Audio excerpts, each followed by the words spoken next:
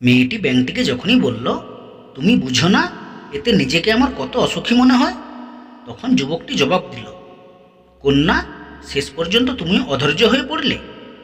তুমি যা করেছ এতে বড্ড তাড়াহুড়া করে ফেলেছ। আমার শরীরে উপযুক্ত শক্তি সঞ্চার হওয়ার পূর্ব পর্যন্ত তোমার অপেক্ষা করা উচিত ছিল, এবং তাহলে আমরা দুজনে একত্রে সুখে জীবনযাপন করতে পারতাম। এখন আমি আর বাঁচব না, জনসাধারণের সুখ শান্তি হবে না। মেয়েটি তখন তার যুবক স্বামীকে জিজ্ঞাসা করল, তাহলে কি আমি অন্যায় করেছি? যুবকটি উত্তর দিল, এটা তোমার দোষ নয়। আমি নিজেই সচেতন ছিলাম না। আমি নিজের শক্তি পরীক্ষা করতে চেয়েছিলাম। আমি মা ধরিত্রীর সন্তান, একজন সাধারণ মানুষ নই। যথেষ্ট শক্তি অর্জন করতে পারলে আমি নিজ পায়ে দাঁড়িয়ে জনগণের কল্যাণ স্বার্থে কাজ করতে পারতাম।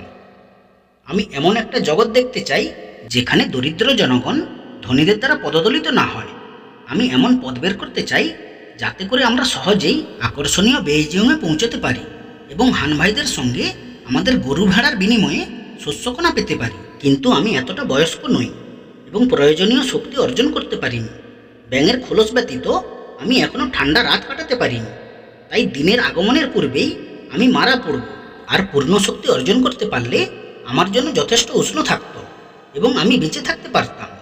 কিন্তু এখনও যথেষ্ট বাকি। আমি এই দুনিয়ায় এখন আর টিকে থাকতে পারবো না। আজ রাতে অবশ্যই মার কাছে ফিরে যাচ্ছি। তার স্বামীর এ কথা শুনে মেয়েটির চোখে জল ভরে উঠল।